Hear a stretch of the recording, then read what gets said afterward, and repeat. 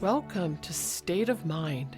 Being human and living well. And living well. And living well. Living well. And living well. I'm Deborah Sloss, producer and host, and a licensed marriage and family therapist. My pronouns are she, her. Sleep is something every one of us does or struggles to do, and yet it's often the first thing we sacrifice when life gets busy, stressful, or overwhelming. Research shows that chronic sleep problems increase the risk of depression, anxiety, substance use disorders, and mood instability. Poor sleep can intensify emotional reactivity, impair concentration, disrupt physical health, and for those living with conditions like bipolar disorder, it can even trigger episodes. And yet, many of us still treat sleep as optional, something we'll circle back to later. Today, we'll be talking about why sleep is so foundational to mental health, how chronic insomnia and irregular sleep patterns affect emotional well-being, and what truly works when it comes to improving sleep, especially for those managing mental health conditions. Joining us in this conversation are Muriel Rose and Allyson Makuch. Muriel Rose is a board-certified physician associate with more than 40 years of clinical experience in HIV care, primary care, and most recently, sleep medicine. She is board-certified in behavioral sleep medicine and is a trained CBTI, cognitive behavioral therapy for insomnia clinician. She works with clients struggling with chronic insomnia through evidence-based behavioral approaches grounded in sleep science. Muriel is deeply committed to helping patients develop long-term strategies to maintain healthy sleep and reduce reliance on sleep aids. Also joining us is Allyson Makuch. Allyson is vice president of a retro tile company, a consulting astrologer, and a professional musician living in Santa Cruz, California. She was diagnosed with bipolar I disorder 20 years ago, and since that time, sleep management has been a critical tool in stabilizing her symptoms, second only to medication. Allyson's approach centers on maintaining a careful balance of good sleep, manageable stress levels, creativity, and appropriate medication support. Welcome to State of Mind, Muriel and Allyson. Thank you. I'm happy to be here, happy to participate and have this opportunity. Thanks so much for having me, Deborah. Happy to be back. So Muriel, let's begin with you. Let's start at the foundation. Why is sleep so foundational to both physical and mental health? I think that's a really great first question. And I'm first going to just really ask all of us, how did we sleep last night? Because that's a really important part of how we face our day. And hopefully we all slept well. We know when we don't sleep well, it really affects everything. It affects our mental health, it affects our cognitive functioning. And the real curious thing is why we sleep is actually a mystery. That's what I tell my patients. We don't really exactly know why. We have a lot of really good theories, and those include that it's important for brain health, helps us to process things, definitely helps with our cognitive functioning, our learning. So when people are not sleeping well, they don't do well in school, they might struggle in their job. Very important for emotional processing. When we think of the stages of sleep that we go through, that rapid eye movement, that dream sleep that we all hear about, we think its purpose is to help us process emotional things, take short-term memories and move them into long-term memories. It's really important for learning, our immune health, our physical health. When we don't sleep and don't sleep, we create a lot of stress. We release a lot of cortisol. We get a lot of hyperarousal. And eventually that morphs into chronic insomnia, which has a lot of issues for people. And we can also have a lot of irregular sleep schedules. And when that starts to happen, everything kind of just gets misaligned. So it's just very foundational. And the good thing I think that's happening now is everyone is recognizing that. You hear about it in athletes. A lot of the pro athletes like Steph Curry and people like that talk about how important sleep is for them to function and do what they do. So I think that's a good way to start. Yeah, that is a great way to start. So, sleep problems don't affect everyone the same way. So, who tends to be most impacted? And how do like gender, age, life stage, or other risk factors influence how our sleep problems show up? Um, I would look at it this way that some of us are more vulnerable to having sleep problems. That's like how I like to describe it to my patients. We just have this vulnerability, which can be genetics. Does this run in your family? What's your personality type? Are you very type A? Are you a fixer? These are people who are going to be definitely more vulnerable. In other words, they have a poor night's sleep, another poor night's sleep, another poor night's sleep, and it grows into 100 poor night sleeps. But as far as other groups in our society, women definitely more vulnerable. We know that they present more often with chronic insomnia. Probably it's the hormones that we deal with at all the stages through our life, right? We've all been there. So all of a sudden through perimenopause and menopause, I know for myself personally, do not sleep the way that I did when I was 20, 30. And postpartum, really tough time in life. We just had a baby, you're sleep deprived, you've got all this hormonal fluctuation. So women, for sure, they also tend to be the caregivers in our society. So they're caring for their kids, they're caring for an aging parent, they're caring for a partner who maybe has some dementia. College students can be really vulnerable because they're very delayed sleep phase. So they've got this sort of situation going on where they're night owls, and then they've got a lot of pulling all-nighters and doing things that we know are not healthy. Shift workers, that's a really tough situation. They're basically going against nature. They are trying to sleep when their body wants to be awake, and they're awake when their body wants to be asleep. Another big group that I see a lot are seniors, our aging population. And a lot of people think, oh, I'm going to retire and my sleep's just going to get better because I'm not worried anymore. And that's not what happens because no longer do they have a schedule, they don't have a routine, they don't have anything to anchor them, and they have poor night's sleep, they oversleep, and they lose a lot of their identity.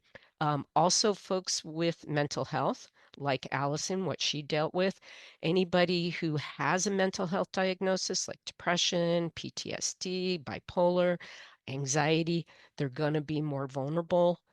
So it's very bidirectional. They're more vulnerable because they have that diagnosis. And in the same token, dealing with poor sleep is going to put you more at risk to develop depression, anxiety, definitely can trigger a manic episode in someone who's bipolar. So those would be kind of the main groups and that's who I tend to see. That's great. Thank you for covering that so thoroughly. Here's the question everyone wants to ask. So, how much sleep do people actually need? And what happens when we regularly fall short or try to catch up later? As a sleep specialist, we get asked this all the time. How much sleep do I need? And our response is, it depends. That's the best way I can phrase it, is depends on you. But we do know some basic things. We definitely know that in childhood, high sleep requirement. Kids sleep a lot. That's just, they need to. They're growing. They have a lot of demand for that growth hormone, that deep sleep. So lots of hours. And even teenagers, they generally should be sleeping about 9 hours. That is very normal. Then when we hit our adulthood, we think the range is somewhere between 7 and 9. And I like that that's what we're saying now because it's kind of breaking that sort of concept that 8 hours is this magic thing. And I happen to see a biased population. All my patients have insomnia, and I tell them, you are probably never destined to be an 8 hour sleeper, and that's okay. We want good quality sleep. We are not focused on the number. But if you think of sleeping well and functioning well during the day and feeling good, not needing coffee and all of those things, then that's the number for you. And most of us, it's above 6. And this is really interesting because you can do this as an experiment. Let's say you don't have chronic insomnia per se, but you're just trying to figure this out. We will tell people don't set an alarm, just kind of do your natural thing, let your body sleep as long as it needs to. And then if your daytime functioning is really good, you don't think at any time during the day, I gotta take a nap, you don't think I need another cup of coffee, and you really feel you can function well, that's the number. And I find that once it goes below 6, we feel it. That's when we're really stressed. And there is a tiny, tiny part of our population that are genetically programmed to be short sleepers. You'll hear people talk about this. It's probably less than 1% of the population, and I've never met one of them. I meet people who only sleep 4 to 5 hours. Perception is that that's what they do, and they're pretty stressed out about it. And that's not normal. This is not something that they can sustain forever without some consequences. But if I can get them to have good, solid sleep and we get into the 6-ish range, they usually feel pretty good and they can function. Um, on the flip side, there are long sleepers. There are people that genetically they need to sleep 8 or 9 hours. And it's kind of funny because they got to find a lot of time to do that. So it's good, but it's not so good on some level because they're the people that got to get home, got to go to bed. And I try to tease that out. Is that really their need, or is there something else going on here, like depression? Certain medications that people take for psychiatric disorders, Seroquel's a really good example. Lots of sleep happens. It's not their normal pattern. It's really the impacts of this drug on them. And I have to come along and say, well, maybe that's not really true. Maybe this 10 hours in bed, this 9 hours sleeping is actually maybe harmful. And so it all depends on the person. So, just coming back to the second part of that question, what happens when we regularly fall short or we try to catch up later? So we kind of talk about this concept of sleep debt. And the problem of the person who maybe doesn't give themselves enough opportunity, because there is situations like that. I was guilty of that with certain jobs where I'm a night owl, so I want to stay up late, but I got to get up really early to go to a day job. So over time, that never meeting my sleep requirement night after night, by the end of the week, I was exhausted. You can't pay the debt back. It's like if you miss out on 1 to 2 hours that you really could use or are able to do, you're not going to sleep 10 extra hours on the weekend. So you'll never catch that up. That sleep is lost. And it does eventually kind of erode our sort of mental acuity, our emotions. But I let people know it's okay. You're going to be okay. We can't focus. That's in the past. We want to focus on the present and how we can help you going into the future.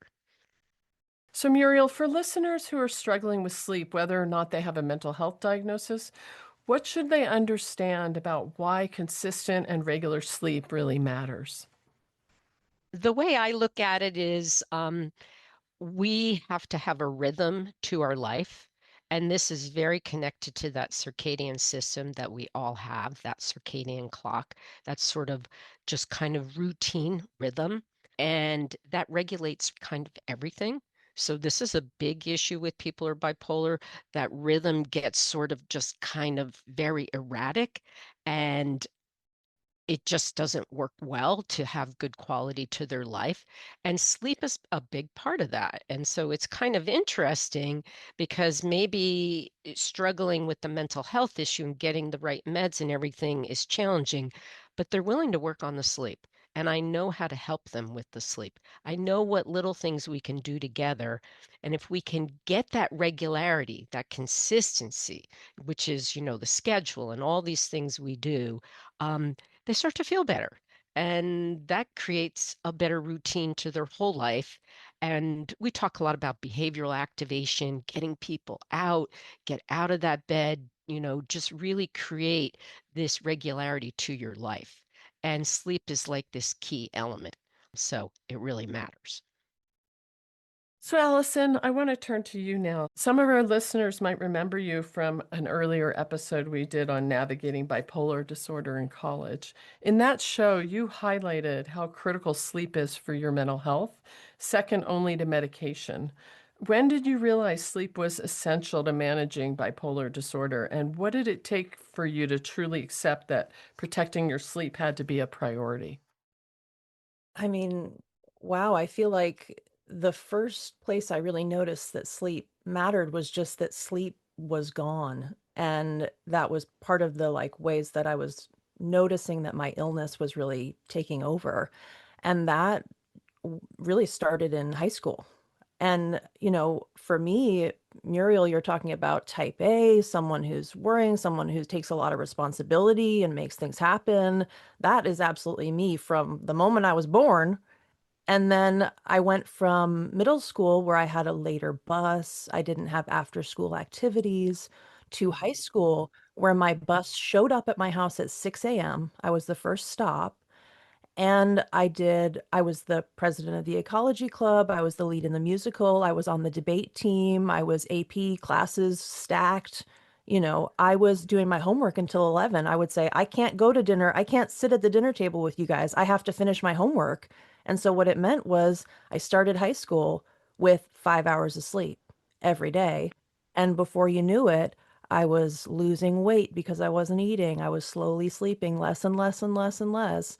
And then I wasn't sleeping really at all. And then we went on our like high school, I was 14. We went on our high school trip to Italy, which is very risky for people with bipolar. And at this point, I hadn't been diagnosed. But I had my first massive psychotic break because I really truly wasn't sleeping at all.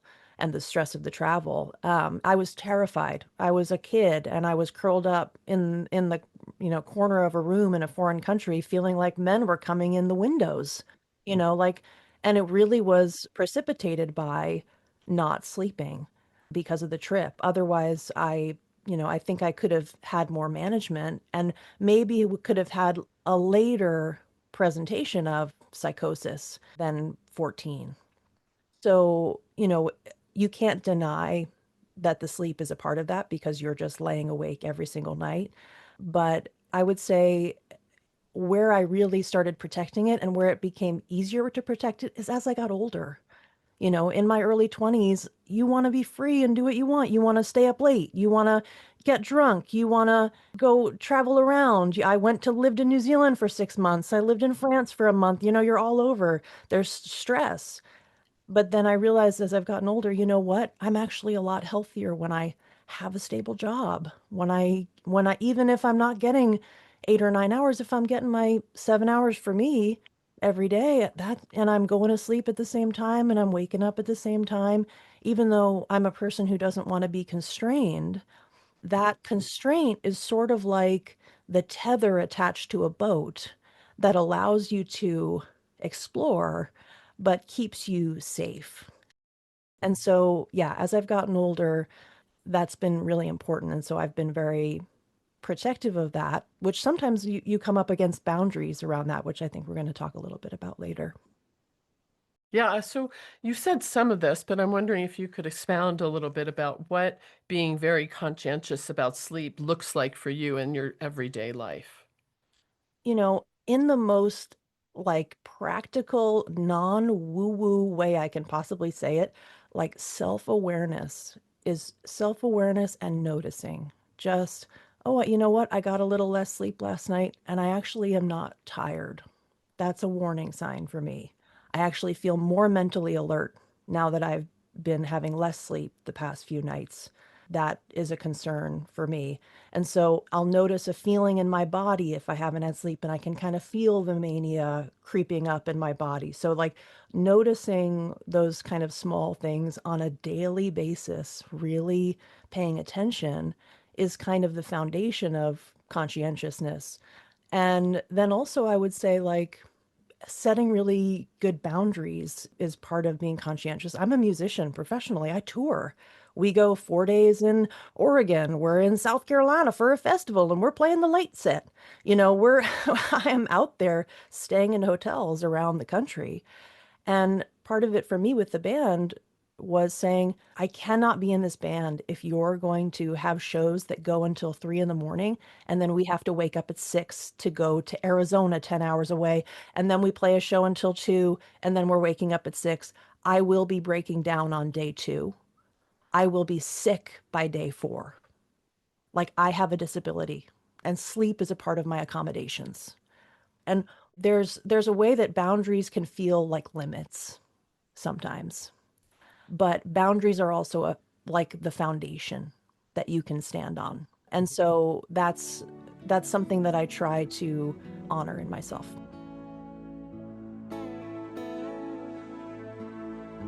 You're listening to State of Mind, Being Human and Living Well. I'm your host, Deborah Sloss.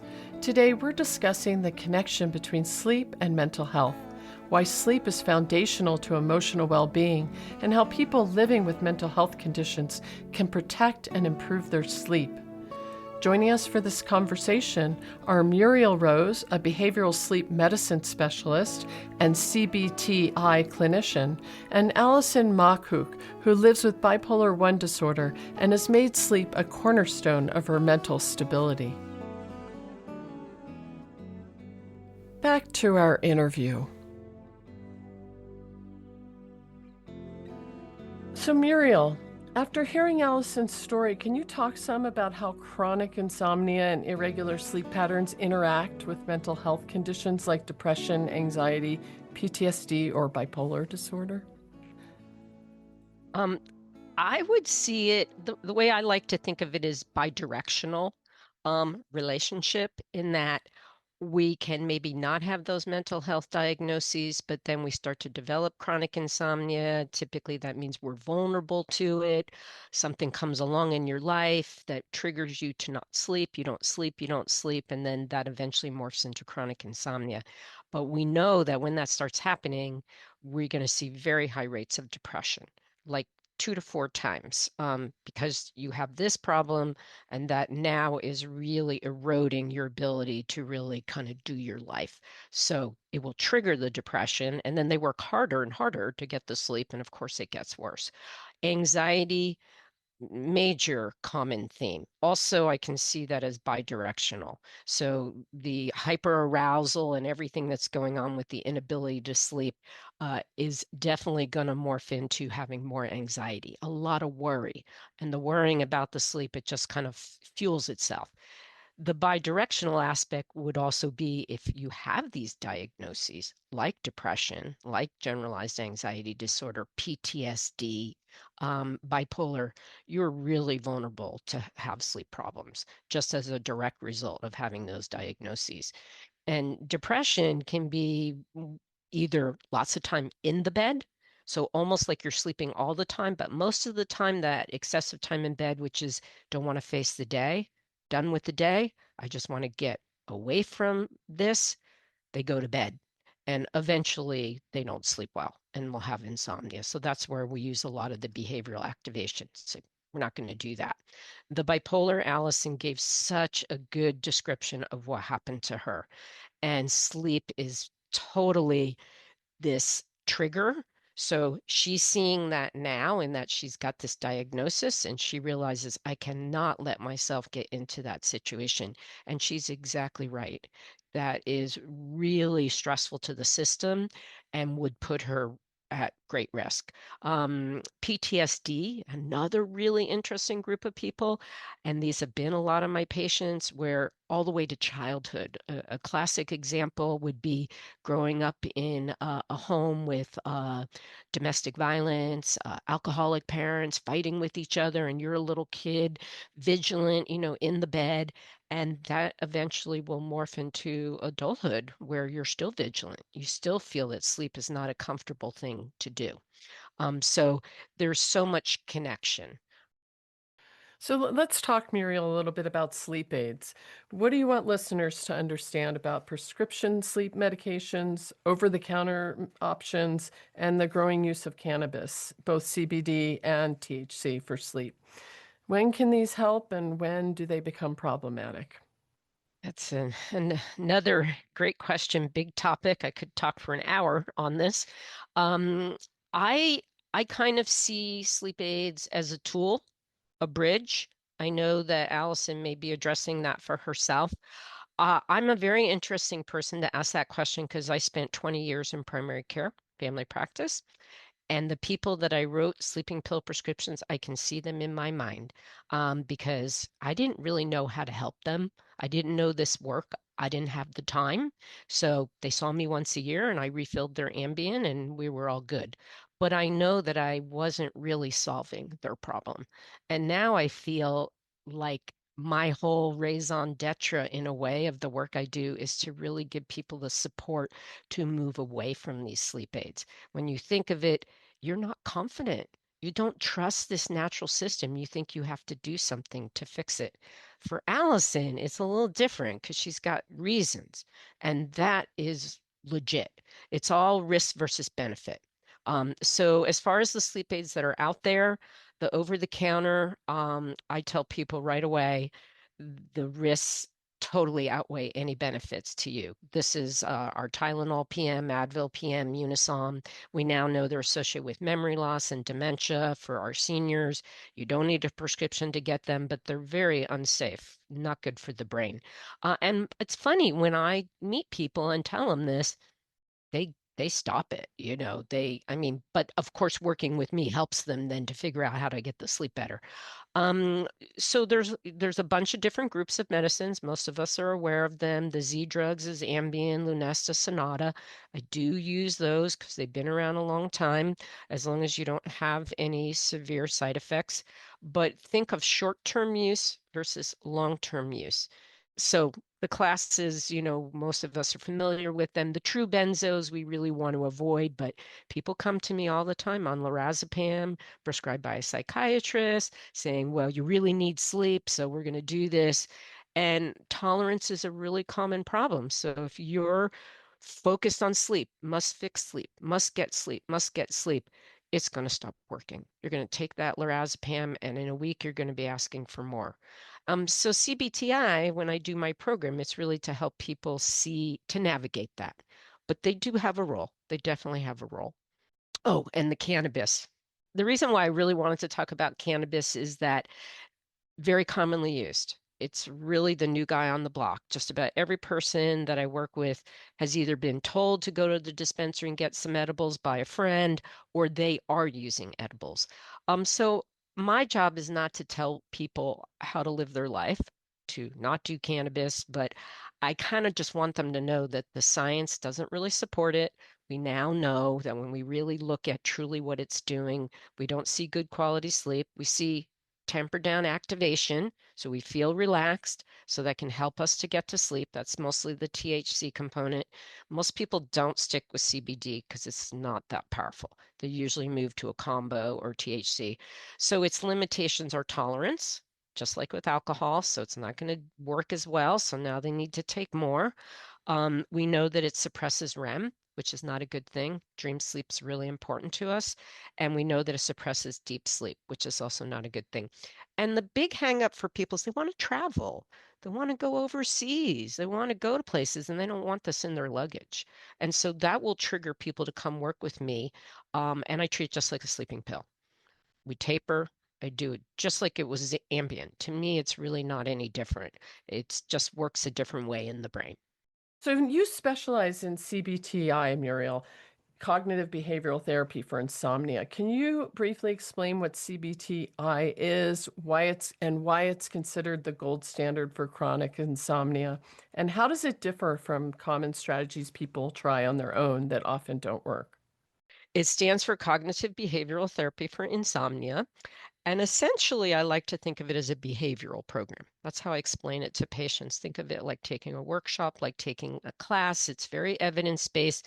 It's also very formulaic. So it's not like CBT. So when you do cognitive behavioral therapy with a therapist, there's a lot more latitude what things you might do. But CBTI is very much a formula.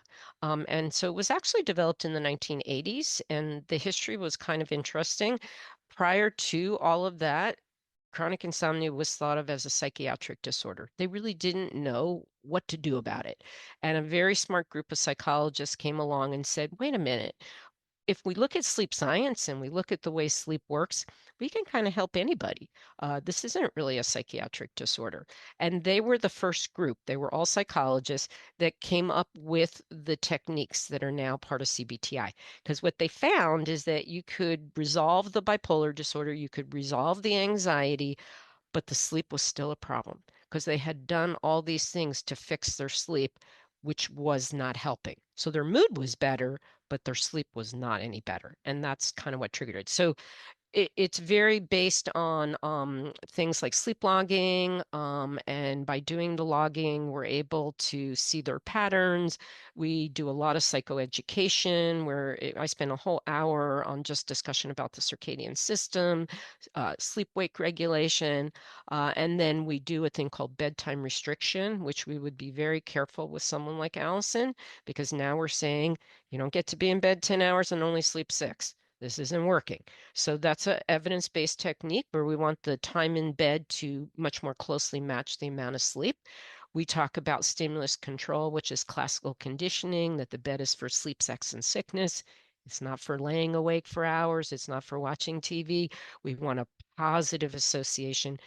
We do relaxation. So we do deep breathing, progressive muscle relaxation, do cognitive work because the worries fuel this, the negative thinking, and we also do mindfulness. And so it's kind of a whole package. So, based on what you said, Muriel, what are some realistic first steps someone can take to improve their sleep without feeling overwhelmed? Yes. Some very important things is thinking of that schedule. And Allison talked about that a lot. Like she said, I'm a musician. Musicians are all night owls, right? They have crazy, terrible schedules. But she recognized I need to go to bed around the same time and wake up around the same time. It's really not rocket science. I said, this is simple stuff. So I tell people focus on the wake up time. We cannot force ourselves to go to bed at any set time. It's not just a switch, but you can anchor that wake up time, and it should work for you. Like a lot of people will get confused and think, well, my problem is I'm a night owl and I just need to be a lark. And I'm like, that is not going to happen. Your genetics have really set this for you, but you can still anchor that wake up time and be consistent. Maybe move it around no more than an hour. So that's the first thing. Don't oversleep. Get the sun. I literally tell people as soon as you wake up, you open those blinds, you go outside. If the weather is okay, you literally go outside to eat your breakfast. You don't need a light box in California. We have the sun. And those would be like and the wind down. You cannot work, work, work, work. This is why musicians have problem. This is why shift work people have problem because you work 3 to 11. Well, you're not going to come home at 11 p.m. and go straight to bed. You need to wind down. So we all have to have that buffer zone. So those would be like the basic things that we all have to do. So, earlier you mentioned that people, try to count how many hours of sleep they've gotten or get anxious about if they're sleeping enough or too much. And many people now are wearing trackers, they're wearing Aura rings or Apple watches. So when can tracking be helpful and when does it make sleep worse, Muriel? Yes, it's a big part of our current society, and I have one too. And so, kind of what I tell people, and I know I mentioned with CBTI, we log the sleep. That is not based on using wearables. It's an actual paper log, and the person fills it out in the morning and just reflects on what happened the night before. And I have to watch for anxiety because it can stress people out. They're like doing this part really is getting me upset. But with the wearables, um, see them as potential tool. They're not all bad. And really, they help people who don't give much attention to their sleep. That's who it helps the most. The people who think I can burn both ends of the candle and it's all going to be okay. And now we're saying, sleep's really important. And if you use these wearables, you're going to get some information. So, in that perspective, I think it's helpful. But I listen for my patients that are very focused on it. And the way I kind of know that is they'll say a goal is they want more deep sleep and dreaming. I can't do that for them. And that comes from looking at that wearable, getting very fixated on that data. And so if they're perfectionists, which often my patients are, they really can be very vulnerable to this thing called orthosomnia, where literally they just made their situation worse. And so I will say to that person, don't wear it. Take it off. I do the same thing for myself. I'm not a perfect sleeper, and I do look at that data, but if I think it's bugging me, or I know that I'm awake and it's really upsetting me, I just don't wear the thing. You don't want to get caught up in that cycle. So that's how I would describe it. Allyson, I want to come back to you. How do you balance protecting your sleep with work demands, especially given you're a musician, with relationships, creativity, and social life? And what tends to disrupt your sleep the most at this point? I just love that you use the word balance because it's just been a fundamental word for me since I was a kid. And, even my mom, who's very witchy and, intuitive, would give me the long stare and say, balance is important to you, Allie. And I'm like, oh, okay. Um, and something I think about with those things you mentioned, my work demands, relationships, creativity, social life, the key is that all of those in terms of stress is manageable. If I had my work was really horrible and I was being abused and yelled at and I was stressed out and I was puking at 2 a.m, it doesn't matter if I have the most supportive partner in the world. It doesn't matter if I'm writing amazing songs. It doesn't matter if I have the best friends in the world. I am not going to sleep. I'm not going to do well. And so over the years, have figured out what I need and have gotten myself a job that is perfect for me. Low stress. I'm not carrying it home at night. I'm not worried about my job. My relationship is supportive. When we have conflict, but we're repair rich. I have a really supportive group of friends and a strong community. All those things I've built, and that is a part of helping me sleep. And when I think about it, of course, like that balance includes not just the stress management in really all the areas of my life, but includes that medication, that very real physical intervention that I need to do. And speaking to Muriel's points about sleep aids, I was thinking kind of a little more expansively about sleep aids because for me, progesterone is a sleep aid.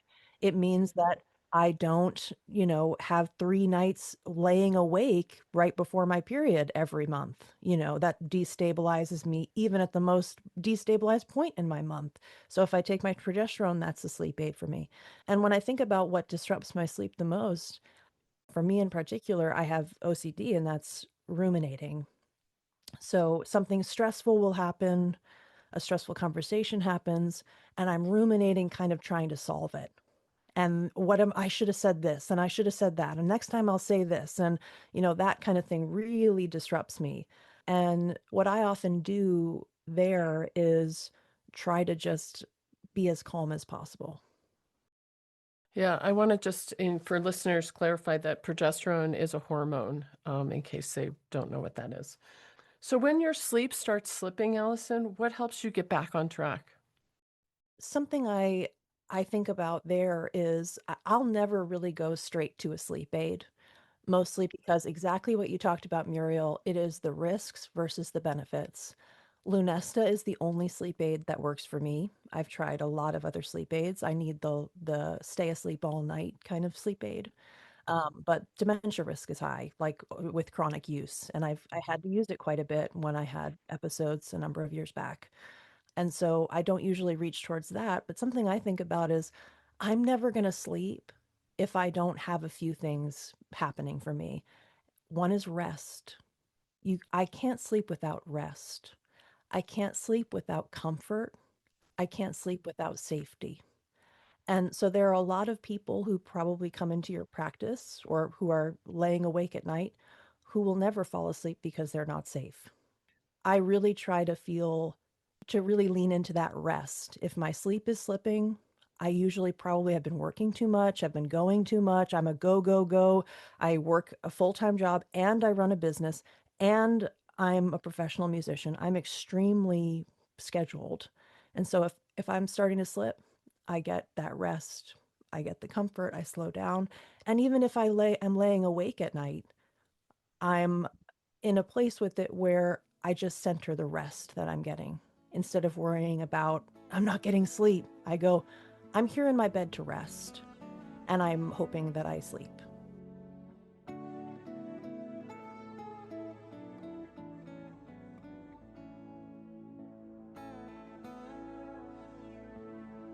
We're taking a short break from our interview to share another listener's story. We'll now hear from Suki about her experience navigating sleep disruption and the tools that have helped her find more stability. When I was younger, I spent a lot of time before sleep ruminating, and I guess in a way I cherished that time as me time, especially when I was a mother. But parenting eventually made me a decent sleeper, I guess just out of sheer exhaustion. Then menopause hit. I'd wake up abruptly somewhere between 2 and 4 a.m., feeling utterly, absolutely awake. I could never get back to sleep, and after a couple of nights of this, I'd be devastated. I could hardly function during the day. I had sought out a functional medicine doctor for other health reasons, and she helped me with diet and hormones, but nothing worked. In succession, I tried it all the natural supplements, all the pharmaceuticals. The only thing that worked consistently was the worst for me, Tylenol PM, which contains a decongestant known to cause memory issues with long-term use. Eventually, I realized that I was going to have to buckle down and do what all the research had told me I had to do, come up with a consistent CBTI practice. I already had the daytime protocols in place, but when I woke at night, I was allowing myself to go back into my old habit of ruminating. I literally forced myself to be the authoritarian parent of my mind that I'd never been as a parent of my kids. If I found myself ruminating, I would give myself a whispered lecture in the bathroom, steel myself, and go back to bed. For me, the practice that works is a deep breathing pattern, but I have to force all thoughts from my head first. CBT is not the easiest solution. I have to admit that I feel awesome after the occasional nights that I still have to use a drug to get my body to stop resisting sleep. But CBT has been the only viable long-term solution for me, so when I lapse, I have to go back into parental lecturing mode and remind my brain that we need sleep and we know how to do it. Thank you, Suki. You're listening to State of Mind, Being Human and Living Well. I'm your host, Deborah Sloss. In today's program, we've been looking at how sleep affects the brain, mood stability, and emotional resilience, and what happens when sleep becomes disrupted or inconsistent. We've also been hearing both the science behind behavioral sleep treatment and a lived experience perspective on managing bipolar disorder through careful sleep protection. With us are Muriel Rose, a clinician specializing in behavioral sleep medicine and CBTI, and Allyson Makuch, who has shared how prioritizing sleep has been central to her long-term mental health stability. Every State of Mind episode includes a list of helpful resources. The sleep and mental health resources we discussed today are available in the show notes at stateofmindmedia.org. Now, let's get back to our interview.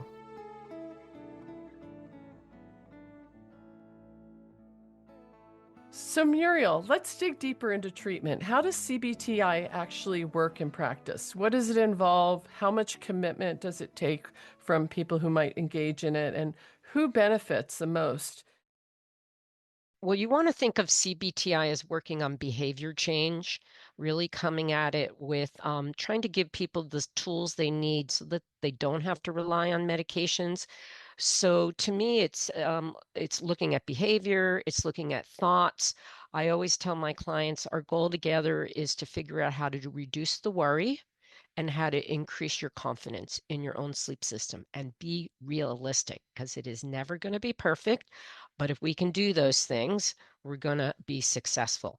So essentially, the way it's set up, generally 4 to 6 sessions. There is an abbreviated version called Brief Behavioral Therapy for Insomnia called BBTI, and you can look that up. That is validated because there's very key parts that are the most effective. And so sometimes we do it very brief. So think of 6 sessions. That's how I do my program. A key piece is sleep logging, kind of like trying to lose weight and tracking your food. So that is a part of it. And when patients don't do that part for me, we don't get the same results. So I really tell them, I know this may be annoying, but it really helps us. It's very much a formula. I think of it like a recipe, like the secret sauce. So we do psychoeducation. I spend a whole hour just really laying the foundation. People have to understand how sleep works. How does this work in our brain? How does the circadian system work? Because then they can buy in to the things that we're going to do. because they have that knowledge. And then we do bedtime restriction. We used to call it sleep restriction therapy. I don't like to use that term, but the bedtime restriction is the concept that the time in bed window should really match the sleep window. We That's where the logs come in. We do a whole discussion about classical conditioning. Stimulus control is what we call it, like what Suki was talking about, that ruminating, waking up in the middle of the night. Well, in CBTI, we would tell that person if that cannot calm down, if you're just staying in that bed, tossing and turning, you need to leave the bed, go somewhere else, relax, rest. One of the sessions will usually be focused on relaxation because that's a key element of trying to tamper down that nervous system. And that can be techniques like deep breathing, progressive muscle relaxation, which actually, believe it or not, a psychiatrist in 1930 wrote a paper about using progressive muscle relaxation to help with chronic insomnia, which I find fascinating. I mean, that's like almost 100 years ago. So we will do a whole session. I will take people through PMR together, progressive muscle relaxation, and I just tell them you use techniques that work for you. We will do a whole session on cognitive work because the thoughts and the dysfunctional beliefs about sleep create a lot of problems. So I try to give them tools. How do we deal with doing worry time during the day so we're not worrying at night? It's very practical, very concrete. And then after that, I do a session on mindfulness. And some programs are very steeped in mindfulness. They'll do guided meditation. I do not do that. I just really discuss it and just say this is a really great tool. And then the last session is just a wrap up. So our idea is to make you better and prevent this from coming back. Thank you for that great overview. So, Allyson, for you, what's been the biggest emotional or practical challenge in treating sleep as a mental health priority? And what would you say to someone who thinks that they may need to prioritize their sleep but has trouble doing that?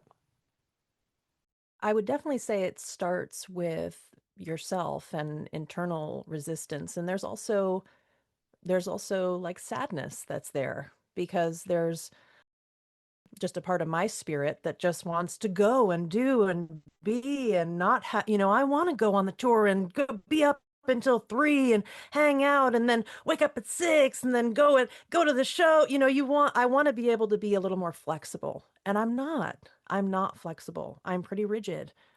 First there's that resistance. And then the second piece there about kind of what would I say to somebody who thinks they, or is having trouble prioritizing sleep or needs to be prioritizing sleep, there's also a dimension of just the human journey that's about accepting a pointed finger of judgment over doing what you need for yourself.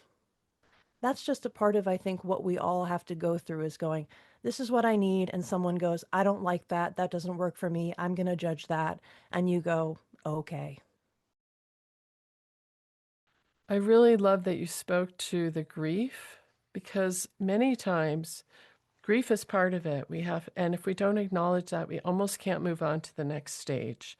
So I really love that you named that sometimes when we have to accept things about our lot in life, there is a huge layer of grief that we just have to become familiar with and accept exists and be tender with it, which I heard in your description. So I just want to thank you for that. So, Muriel, are there a couple of sleep or mental health resources you'd like to share with our listeners? There's a couple of websites and organizations that I think are pretty amazing. The Society of Behavioral Sleep Medicine is incredible. That's who I did a lot of my work through and got my board certification. So their whole mission is to help people have good sleep and to have really the right information out there. So a nice thing that they do is they have a list of CBTI providers, and I have shared that with friends who live in other states. I'm like, just go on there and you'll be able to see who's in your area that is licensed to do this. I have a couple books that I really love. Quiet Your Mind and Get to Sleep by Rachel Mamber and Colleen Carney. It's a workbook. So if you're a kind of workbook kind of person, they are like the rock stars. These two women are fantastic. And I do have people who buy that book as at my suggestion, and they start doing the techniques. And by the time they come to see me, they're already better because they're really committed. You can only get so far with a book. And my next favorite book is called The Sleep Book, and this is by Guy Meadows, and it's all based on acceptance and commitment therapy, and it's really a good read. And I like Matt Walker's podcast.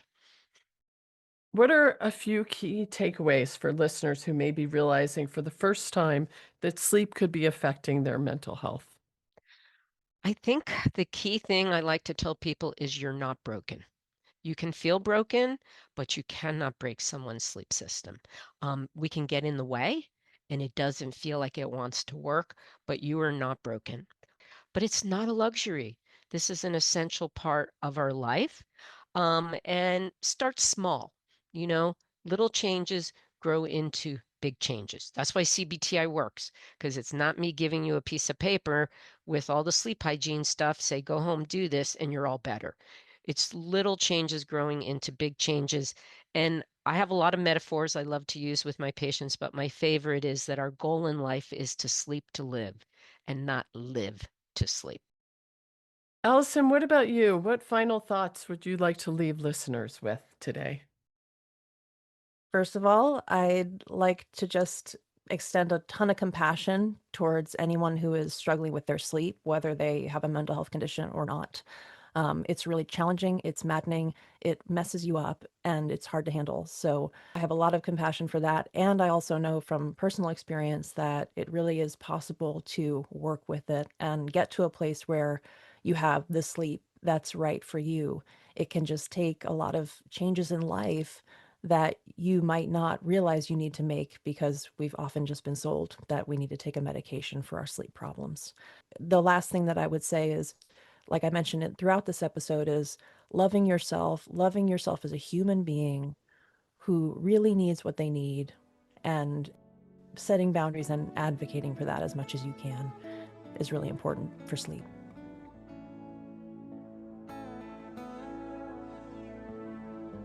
Many people struggling with sleep experiment with different tools to calm the mind and body at night. We'll now hear from Patrice about a specific practice that's helped her settle her nervous system and support healthier sleep. Insomnia has been an aspect of anxiety disorder for most of my life, and I've tried many of the medicines and natural supplements that either haven't worked or have come with side effects that make their use unsustainable.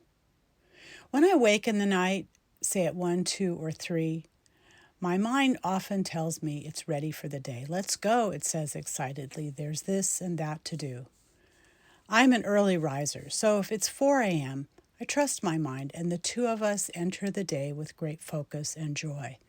But if it's earlier than that, and I do get up by mid-morning, what a wreck I've become, drowsy and useless.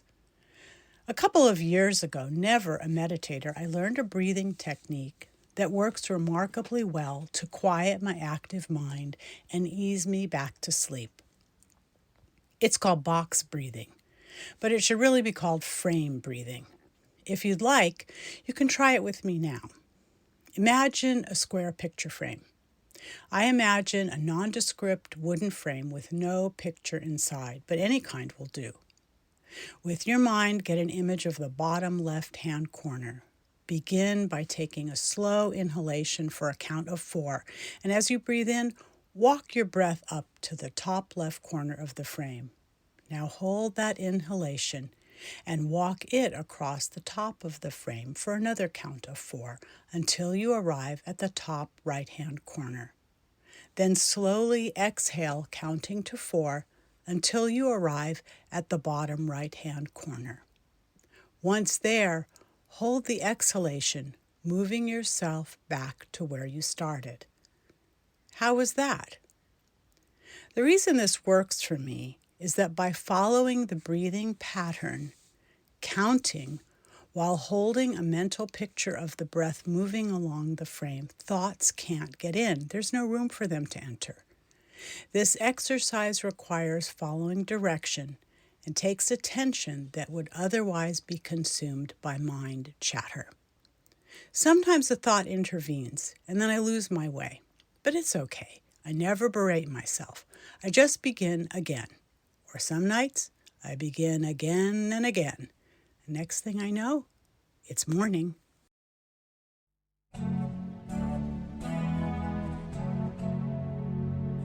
Thank you, Patrice. You've been listening to State of Mind, being human and living well. And living well. And living well. And living well. And living well. I hope that in listening to today's conversation, you've come to understand that sleep is not a luxury. It's not a reward for finishing everything on your to-do list. It's a biological necessity and an act of caring for yourself today and into your future. I want to say a huge thank you to our guests today, Muriel Rose and Allyson Makuch, and to our In Your Voice contributors, Suki and Patrice, and thanks to you for joining us. If you found today's show meaningful, you might also enjoy episode 81, Self-Care in Hard Times, Recipes for Resilience, episode 77, Harnessing All, a Simple Mindfulness Practice, and episode 85, When Hormones Shift, Perimenopause and Mental Health. New episodes of State of Mind come out the first Sunday of every month, and you can find our full archive at stateofmindmedia.org. If this episode spoke to you, could you please take a moment to rate and review the show? Your feedback helps others find these conversations and the support they may need.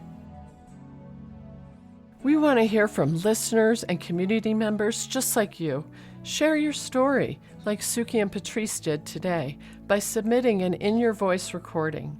Call in or record a short clip on your phone about a mental health experience, recovery insight, or a resource that's helped you, and your story may just be featured on a future episode. Submission details can be found at stateofmindmedia.org. Special thanks to our team, Yusuf Hassanein for audio production and marketing direction, VJ Luca and Austin Gattro for audio production, Evelyn Campbell for community coordination, Patrice Vecchione for In Your Voice story coaching, Tenmayi Kadamani and Nika Naik for transcriptions, Priscilla Yee and Grishma Jain for graphic design, Savinch Kozimova for marketing, Melanie Dominguez and Sarah Eisenberg for research, and thanks to musician Adrian Legg and Favored Nations Entertainment for our theme music.